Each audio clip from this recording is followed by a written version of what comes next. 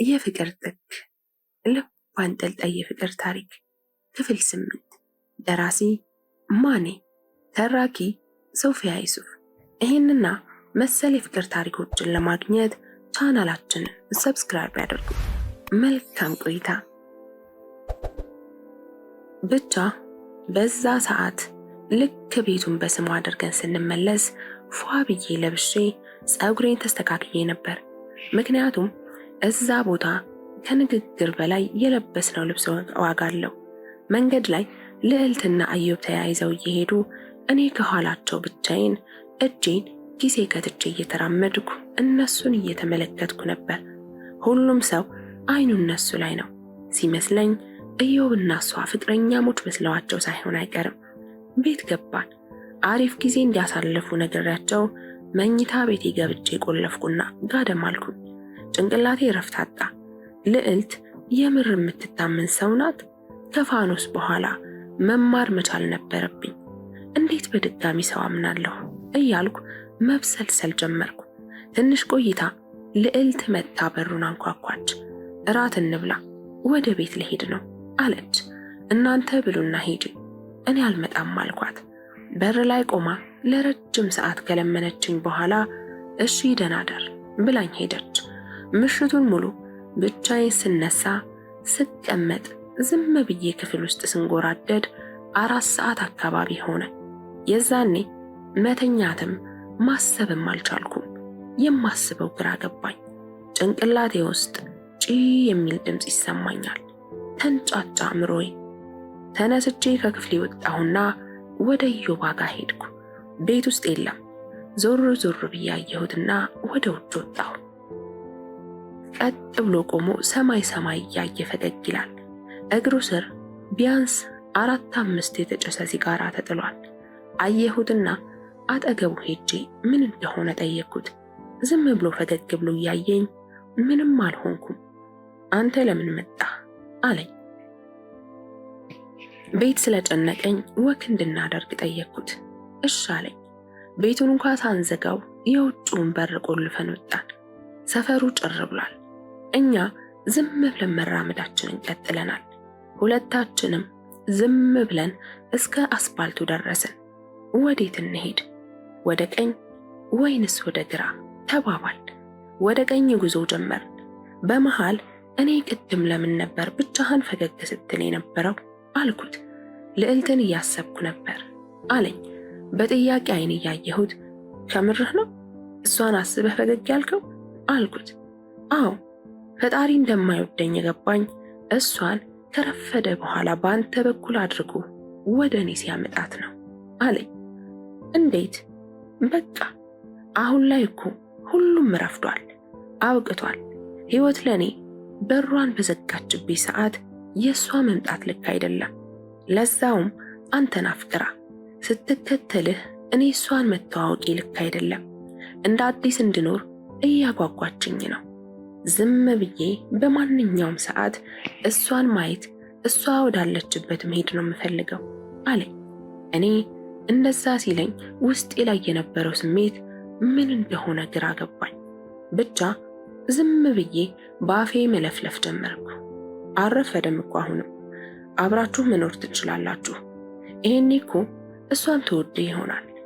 በቃ እሱን ሊያጽናና ይችላል የምላቸውን ቃላቶች መደርደር ጀመርኩ።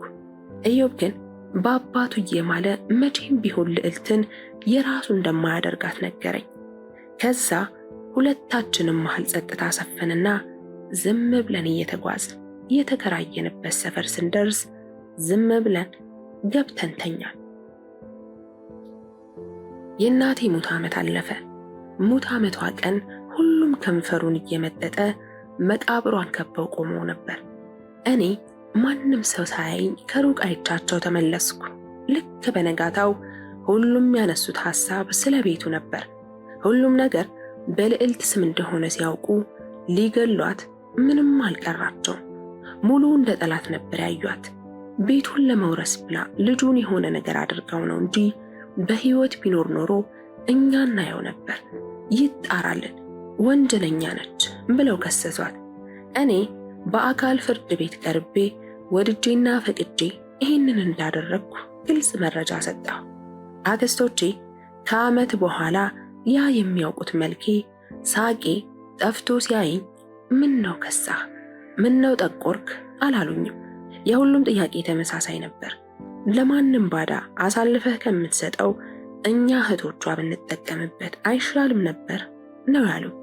ላያቸውም ስላልፈለግኩ ትቻቸው ሄድኩኝ። እኔና ኢዮብ አንዴ ቤት አንዴ የኪራዩ ቤት እናድራለን። ጊዜያቶች መሄድ ጀመሩ። ልዕልትም ብትሆን የመመረቂያ ጊዜዋ ተቃረበ። ኢዮብ እንዴት እንደምናስመርቃት እያሰበ ብቻውን ይደሳሰታል። ሁኔታውን ሳየው ግራ ይገባኛል፣ ያሳዝነኛልም። በአጋጣሚ ሌላ ቦታ ሄደን ከልዕልት ጋር ሳንገናኝ ከዋል ካፉ የእሷ ስም አይጠፋም። ሳልፈልግ ስለ እሷ እንዳስብ ያደርገኛል። እሷ እያየችው ማጨስ አይፈልግም። እሷ ፊት መቃም መጠጣት ነውር መስሎ ነው የሚታየው። ከ10 ዓመት በኋላ ለመጀመሪያ ጊዜ ፊቱን በመስታወት ያየው ልዕልትን ከተዋወቃት በኋላ ነው። የመጀመሪያ ቀን መስታወት ፊት ቆሞ ራሱን አየና አየህ አይደል ባህራን፣ ጊዜ ሲጥልህ ሁሉም ይተውሃል። መልክህ፣ ግርማ ሞገስህ ካንተ ይሸሻል። ከ10 ዓመት በፊት እኔን ብታይኝ ትገረም ነበር። ቁመት ብትል፣ መልክ ብትል፣ አነጋገር፣ ስርዓት፣ በቃ ምን ልበልህ ሁሉንም አሟልቶ የሰጠኝ ሰው ነበርኩ። ከዛ ቤተሰቦቼ ትተውኝ ሲሞቱ ሁሉም ከኔ ሸሹ። ልዕልትን እንዳፈቅራት ያደረከኝ እኮ ይሄኔ ያንን ሰይጣን የሚቀናበትን መልክ ይዛ ከኛ ጋር ስትሄድ አይሞቃት አይበርዳት። አሁን እሷም ከኔ ሚስት እኩል ሴት ትባላለች አይደል አለኝ። አትሳሳት፣ የሴት ንጹሕ የለም። ልዕልትም ቢሆን እያስመሰለች ሊሆን ይችላል አልኩት። ሕይወት ከሰጠችኝ ተሰጥኦ ውስጥ አንዱ የሰዎችን ፊት አይቶ ውስጣቸውን ማንበብ ነው። ልዕልት ከልቧ ሰው ናት። አታስመስልም፣ አትዋሽም። ራሷን ሆና ነው የምትኖረው። ሰው ናት አለኝ። ቀኑ ዕለተ ሐሙስ የቀን ቅዱስ ነበር። ከኢዮብ ጋር ቤት ሄደን ቁጭ እንዳል መጣሁ። አንዴ ወጥቼ ልምጣ ብሎ ሄደ። ልዕልትና እኔ ብቻችንን ቁጭ ብለን መፋጠጥ ጀመር። ሲጨንቀኝ ተነስቼ የወጣሁና ማጨስ ጀመርኩ። ልዕልት መጣ፣ ካጠገቤ ቁጭ አለች። ታውቃለህ፣ የሆነን ሰው ስትወድ ግን ከነ ድግመቱ ነው። በፊት እኮ እኔ መንገድ ላይ ሲጋራ ሲሸተኝ ሊያስታውከኝ ነው የሚደርሰው አለችኝ። በንዴትና በቁጣ ተሞልቼ አሁን አንተን ስለምወድህ የሲጋራውን ሽታ ወደድኩት ልትይኝ ነው አልኳት። ሳይሆን ከአንተ አጠገብ ቁጭ ብዬ ስታጨስ ምንም አይመስለኝም ልልህ ነው። ምን አናደደህ አለችኝ። እንደማትወድኝና እያስመሰልሽ እንደሆነ እንደማቅ አስረግጬ ነግሬያት ሲጋራውን ፊት ለፊቷ መሬት ላይ ወርውሬው ወደ ውስጥ ገባሁ። ብቻዬን ስሆን የሚይዘው የምጨብጠውን ነው ማጣው። ለማበድ ትንሽ ነው የሚቀረኝ። ልዕልት ውጭ ቁጭ ብላ ትንሽ ስትቆይ ቤቱ ሊበላኝ ደረሰ። ጨነቀኝ። ፍርሃት ውስጤን ተናነቀው። የማብድ ሁላ መሰለኝ። ተነስቼ ወጣሁ። ጉልበቷ ላይ ድፍት ብላ ስቅስቅ ብላ ታለቅሳለች። ይቅርታ በማለት ፋንታ አጠገቧ ቁጭ አልኩ። ሁለታችንም ዝም ተባባልን። ቆየን። መጣሁ፣ በቃ ዛሬ እዚህ ነው ማድረው አለችኝ። እሺ እንዳትቆይ ብዬ አስጠንቅቂያት ወጥታ ወደ ቤቷ ሄደች። እስከ ማታ ጠበቅኳት፣ አትመጣም። ኢዮብም እሷም ድራሻቸው ሲጠፋ ጨንቆኝ ከቤት ወጣሁ። እየመሸ ስለነበር ወዴት እንደምሄድ አላቅም፣ ግን ወደ ስራ ቦታዬ መንገዴን አቀናሁ። ዝም ብዬ በዝግታ አጓዛለሁ። ድንገት ቀና ስል ፋኖስን አየኋት። ረጅም ነጭ ቀሚስ ለብሳለች። ከላዩዋ ላይ ነጠላዋን ጣል አድርጋ አስፓልቱ ግዛቷ የሆነ ይመስል ትንጎራደዳለች።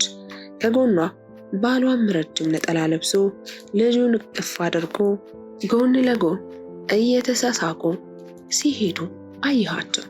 ኮፍያዬን ድፍት አደረግኩና ባጠገባቸው አልፌ ሄድኩኝ። ካለፍኳቸው በኋላ ግን እግሬና እግሬ ተያያዘ። ወደፊት መሄድ አልቻልኩም። ፊቴን ወደ እነሱ አዝሬ ቆምኩኝ። ፋኖስ ከልቧ ፈገግ ስትል አየኋት። እኔ ከልቤ ፈገግ ያልኩባቸው ቀናቶች ናፍቁኝ። ህይወት ውስጥ እንደ ፋኖስ እያበራች ገብታ የነበረችኝን ብርሃን አጥፍታ ነው የወጣችው። ነገሩን በሙሉ ትቼ እነሱን መከተል ጀመርኩኝ። ለምን እንደሆነ አላቅም። የልጁን አይን ሳየው ከሩቅ አይቼው አሳሳኝ። አልጠግብም አልኩኝ። የሆነ ሰዓት ግን እኔ በሐሳብ ሄጄ ቀና ስል ከአይኔ ተሰወሩብኝ። እንደ እብድ አደረገኝ። ቁጭ ብዬ አይናቸውን ማየት ብቻ ስለፈለግኩ ከአይኔ ሳጣቸው ልቤ ስንጥቅ አለ። ወደ ሁሉም አቅጣጫ ተመለከትኩ። የሉም። ዞር ስላገኘሁት አረቂ ቤት ገባሁ። ይቀዳል፣ እጠጣለሁ፣ አሁንም ይቀዳል። ከዛ በዘለለ ምን እየተካሄደ እንዳለ አልገባለኝ። በጣም እየመሸ ሲመጣ የምከፍለው ብር ስለሌለኝ ጨነቀኝ። ኪሴ ገባሁ። 100 ብር ነው ያለኝ። ምን እንደማደርግ ምን ማድረግ እንዳለብኝ አላቅም። አረቄ የምትቀዳዋን ልጅ ጠራኋት። ብር የለኝም ግን የለበስኩትን ጃኬት ልስጥሽ አልኳት። ያንተ ጃኬት ለእኔ ምግብ ይሆነኛል ብላ ገልምጣኝ ሄደች። ውድ ጃኬት ነው የመሰለህ አንተ ስለለበስከው ነው። እኔ ለመሸጥ ገበያ ላይ ሳወጣው ዋጋውን ያጣል አለችኝ። አይገርምም? ውድ ነገር ውድ የሚሆነው ለካ ትክክለኛ ቦታውን ሲያገኝ ነው። እንደምንም ለምኜ ሰጥቻት ወጣሁ። ሰው ንፋስ ሲነካው ስካሩ ይለቀዋል። የኔ ስካር ደግሞ ልክ ንፋስ ሲነካኝ ይብሳል።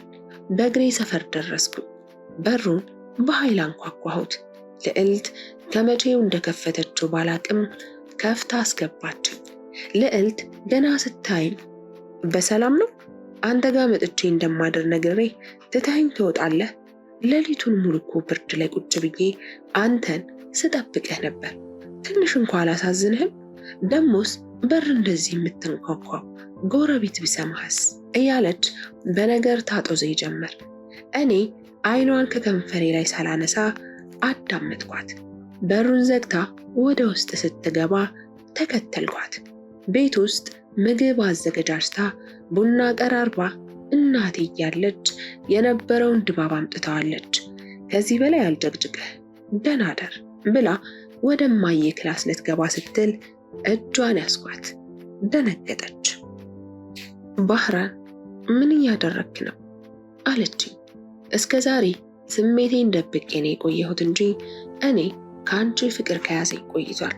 አውቄ ነው የማናድድሽ የማስቀይምሽ እንጂ እወድሻለሁ።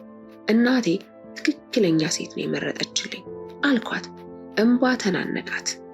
ባህራን አትዋሸኝ፣ ስትዋሽ አይቼህ አላቅም እኮ ዛሬ ምን ሆነህ ነው አለችኝ። አልዋሸሁሽም ልዕልቴ፣ በቃ ውለጅልኝ፣ የእናቴን ምትክ ቆንጆ ሴት ልጅ ውለጅልኝ አልኳት። ስለሰከርኩ እየቀባጠርኩ እንደሆነ ነግራኝ ወደ መኝታ ቤት ገባች። በሩን ሳትዘጋው ተከትያት ገባሁ። እንዳቆም ነገረችኝ። እኔ መስሜ ቅጥ ነው። በቃ ድርቅ አልኩባት። ብትዝትብኝ ምን ብትል አልሰማሽ አልኳት። ከአቋሜ ዝንፍ አልላልኩ። ቃላቶቹ ከየት እንደመጡልኝ አላውቅም፣ ግን ብዙ እንደለፈለፍኩ አስታውሳለሁ። እሷ ግራ ተጋብታ ቆማ ስታይኝ እቅፍ አደረኳት። ደነገጠች። ሰውነቷ መንቀጥቀጥ ጀመረ። በጣም ደንግጣለች። እኔ ላዳምጣት ፍቃደኛ አይደለሁም።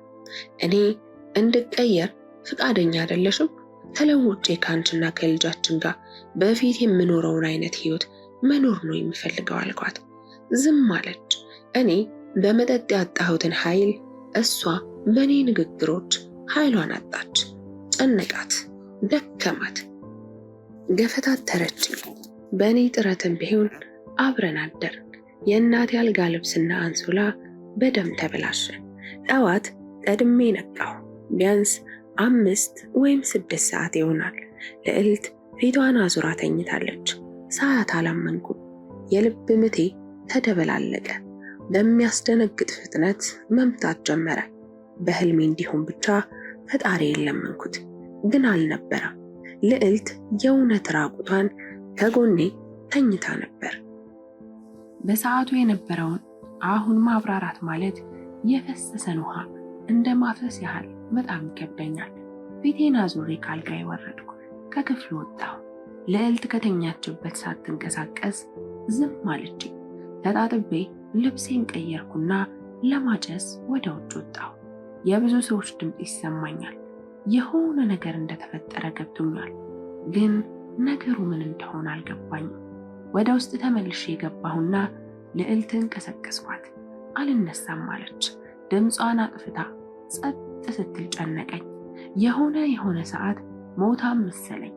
ልዕልት ተነሺ፣ የሆነ ነገር ተፈጥሯል ሰፈር ውስጥ አልኳት። ጸጥ አለች። የለበሰችውን ብርድ ልብስ ገፈፍኳት። ፊቷን በእጇ ሸፈነችው። አውቃ ዝም እንዳለች ሲገባኝ ይበልጥ ተናደድኩ። ዝም ብዬ በሩ ላይ ቆሜ ተመለከትኳት። በፈጠረ በቃ አትዬ አለች። እጇን ከዓይኗ ላይ ስታነሰው አብጧል። ዓይኗ ቀልቶ አብጦ አይታይም ብል ማጋነን አይሆንብኝም። ወይኔ ምናልባት ለመጀመሪያ ጊዜ ከኔ ጋር ስላደረች እንደዚህ ያደርጋታል እንዴ? ምንድን ነው የተፈጠረው? ታመመች እንዴ? ግራ ገባኝ። ፊቷን በደንብ አየሁት። መልኳ ጥፍት ብሏል። ፊቷ ሁላ የተቦጫጨረ ነው የሚመስለው። ሌሊት እኔ በተኛሁበት የተፈጠረ ነገር ያለ መሰለኝ። ምን እንደሆነች ደጋግሜ ጠየኳት። ምንም አልሆንኩም። አንድ ይወጣልኝና ልብሴን ልቀያይር አለችኝ። ወጣሁላት። ውጭ ያለውን ግርግር ለማጣራት ወጣሁና በሩ ላይ ከውስጥ ሆኜ ቆምኩ። ግርግር ነገር ነው፣ የሚያወሩት አይሰማም። ሲጨንቀኝ ተመልሼ ገባሁ።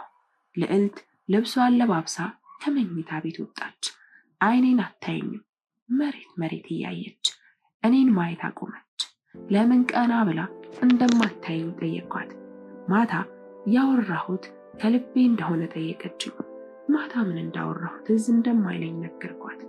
በቆመችበት እንባዋ ዱብ ዱብ እያለ አየህ፣ እኔም እኮ የፈራሁት ይሄን ነበር አለችኝ። ማለት አልኳት። በቃ ሌሊቱን ሙሉ ሳለቅስ ነው ያደርኩት።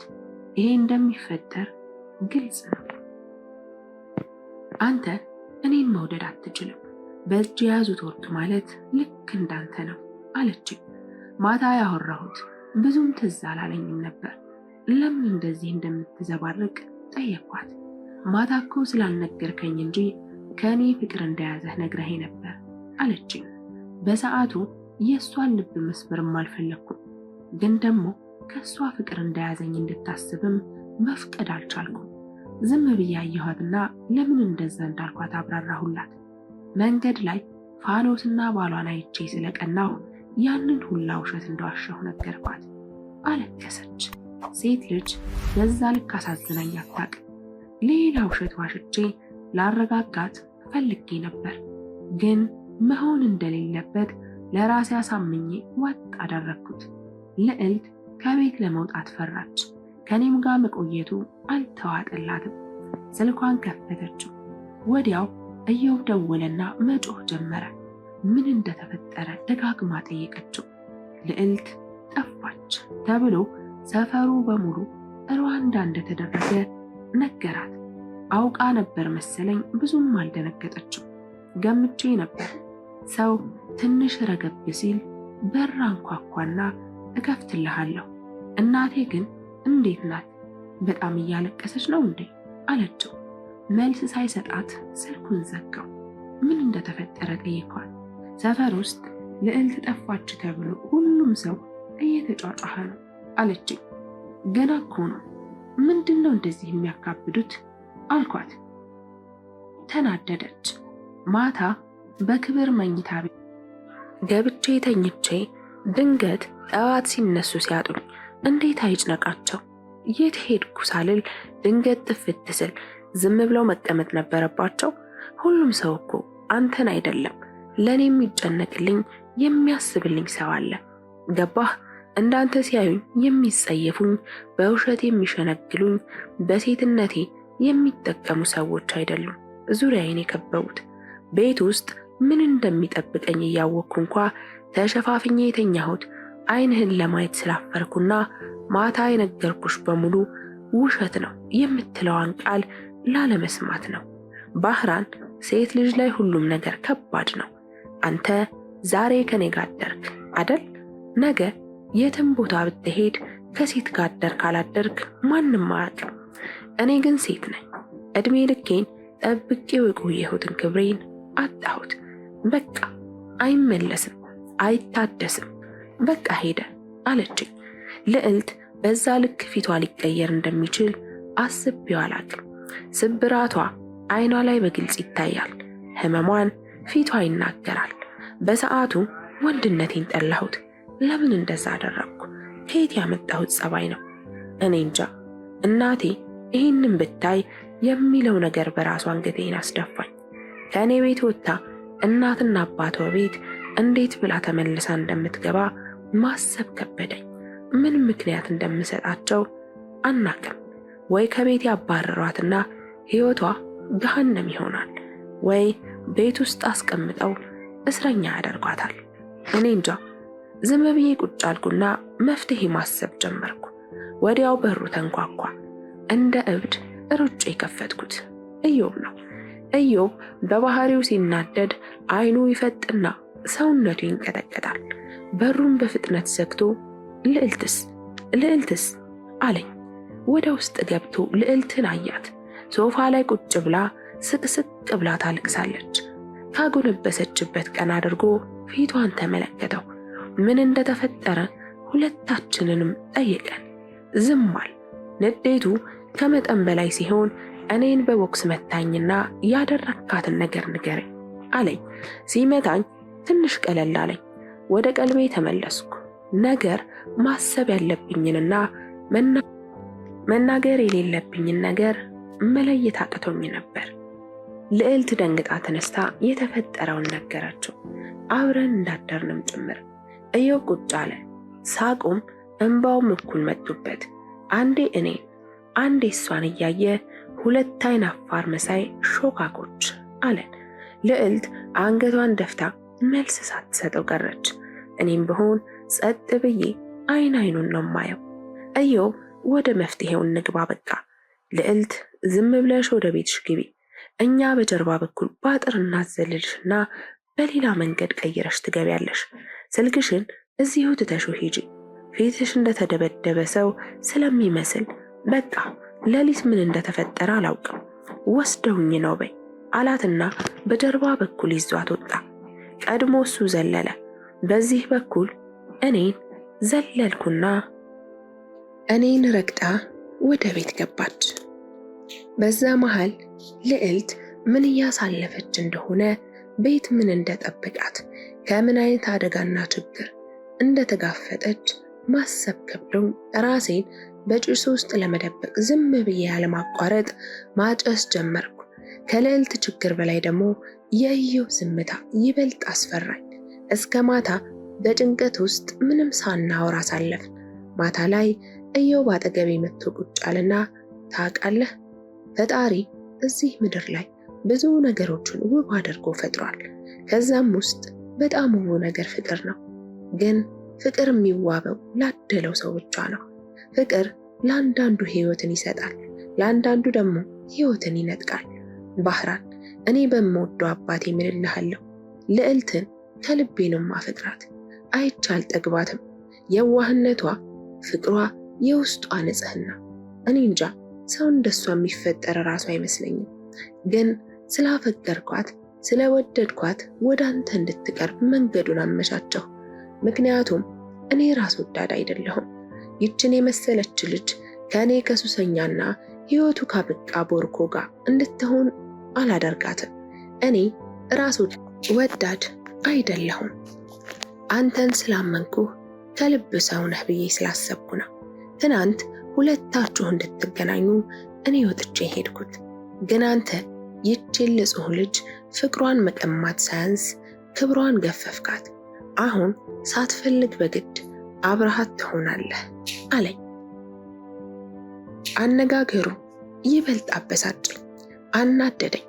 በፍርሃት አይደለም እኮ የሰራሁት ነገር ልክ አይደለም፣ ግን ማንም ሰው ሳልፈልግ አብሬያት እንደሆን አያስገድደኝም አልኩት።